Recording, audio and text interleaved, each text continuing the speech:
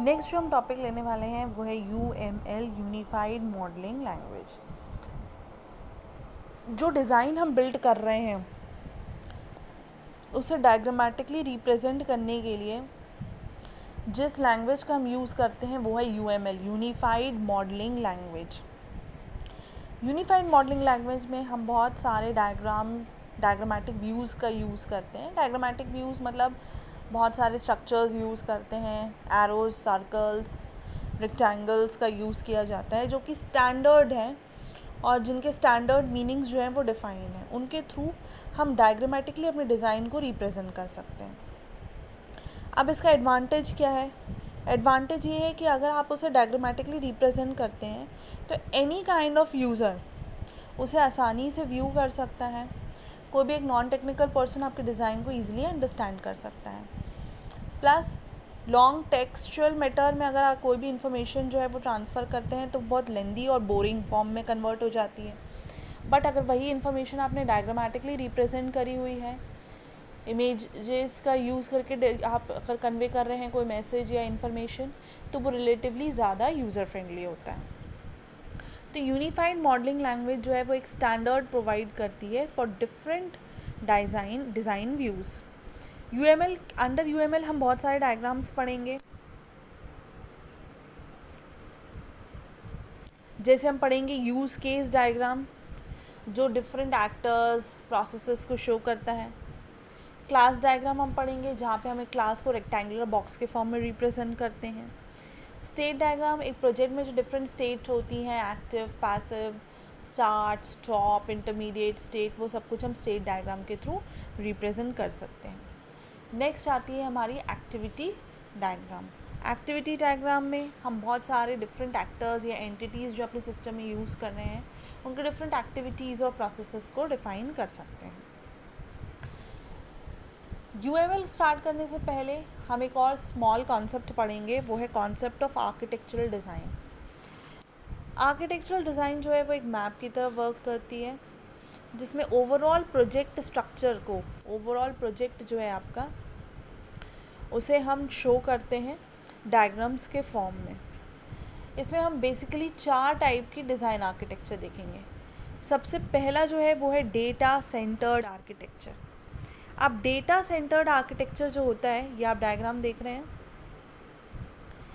Data centred architecture का जो centre point होता है वो होता है डेटा स्टोर, जहाँ पे आपने सारा डेटा जो है वो सेव किया हुआ है, राइट। जो भी आपकी इनपुट आउटपुट वैल्यूज़ हैं, जो भी आपके data members, integer, character, float, जो भी आप डेटा यूज़ कर रहे हो वो आपका सेंटर पॉइंट रहेगा और सारी प्रोसेसेस जो हैं वो उसके अराउंड जो रिवॉल्व करेंगी। मतलब जितने भी फंक्शंस उसके ऊपर वर्क कर रहे हैं वो आप सेकेंड फेज़ में डिफ़ाइन करेंगे। जो आपका फर्स्ट होगा वो क्या होगा, डेटा, और नेक्स्ट आएगा उसके ऊपर वर्क करने वाले फंक्शंस। ये कहलाता है आपका डेटा सेंटर्ड आर्किटेक्चर। नेक्स्ट हमारा होता है data flow architecture. Data flow architecture का ये जो डायग्राम है जो अपन देख रहे हैं, पाइप्स एंड फिल्टर्स के फॉर्म में ड्रॉ किया हुआ है। यहाँ पर हर एक फ़िल्टर जो है वो रिप्रेजेंट करता है फंक्शन को और पॉइंट रिप्रेजेंट करते हैं फंक्शंस के बीच में जो वैल्यूज़ मूव कर रही हैं उनको, राइट। तो हम क्या रिप्रेजेंट कर रहे हैं डेटा फ्लो आर्किटेक्चर के थ्रू, फंक्शंस, जितने 5, 10, 20 जितने फंक्शंस आपके प्रोजेक्ट में प्रेजेंट हैं वो, और प्लस उनके बीच में क्या डेटा ट्रांसफ़र हो रहा है, क्या इनपुट आ रहा है, क्या आउटपुट आ रहा है, कैसे एक फंक्शन से डेटा दूसरे फंक्शन में ट्रांसफ़र हो रहा है, वो सब कुछ, right. After data flow architecture हमारा आता है object oriented architecture. Object oriented architecture में हम यहाँ क्लास डायग्राम का यूज़ करते हैं। अब क्लास डायग्राम क्या है, जिसमें हम क्लासेस को रिप्रेजेंट करते हैं रेक्टेंगुलर बॉक्सेस के फॉर्म में। हर एक रेक्टेंगुलर बॉक्स जो है वो 3 पार्ट्स में डिवाइडेड होता है। सबसे टॉप पे आता है क्लास नेम, उसके बाद आते हैं एट्रीब्यूट्स, डेटा मेंबर्स, और उसके बाद आते हैं उसी से रिलेटेड मेंबर फंक्शन।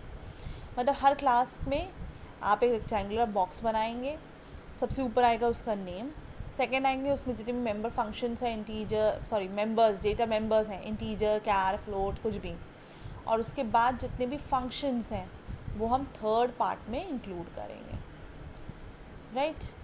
अब इसके बाद आप सपोज़ अगर आपके प्रोजेक्ट में 4 क्लासेस हैं, 4 रेक्टेंगुलर बॉक्सेस होंगे, 5 है 6 है, उसके अकॉर्डिंग हम रेक्टेंगुलर बॉक्सेस डिज़ाइन करेंगे और वो एक दूसरे से कैसे कनेक्टेड हैं, एसोसिएशन में है, जनरलाइजेशन में है, वो भी हम रिप्रेजेंट कर सकते हैं। अब नेक्स्ट आता है हमारा क्या, लास्ट जो हमारा आर्किटेक्चर डिज़ाइन है वो है लेयर्ड आर्किटेक्चर। ये आप डायग्राम देख रहे हैं जहाँ पे हमने पूरे वर्क को लेयर्स में डिवाइड किया हुआ है। कैसे लेयर्स में डिवाइड किया है, जो इनरमोस्ट लेयर है वो डेटा की है, उसके ऊपर आती है यूटिलिटी लेयर, मतलब उसके ऊपर वर्क करने वाले फंक्शंस, उसके ऊपर आती है एप्लीकेशन लेयर, जो आपके फंक्शंस रिलेटेड फंक्शंस हैं, आउटर मोस्ट लेयर वाले जो नेटवर्क के साथ कनेक्ट करते हैं वो सारे एप्लीकेशन लेयर में आएंगे, और लास्टली जो यूज़र ओरिएंटेड है जैसे log in, log out, user profile, user account, ये सारे फंक्शंस जो हैं वो यूज़र इंटरफेस लेयर में आएंगे। मतलब इसमें हमने सारे फंक्शंस को उनके वर्क के अकॉर्डिंगली लेयर्स में डिवाइड किया हुआ है। यह है लेयर्ड आर्किटेक्चर।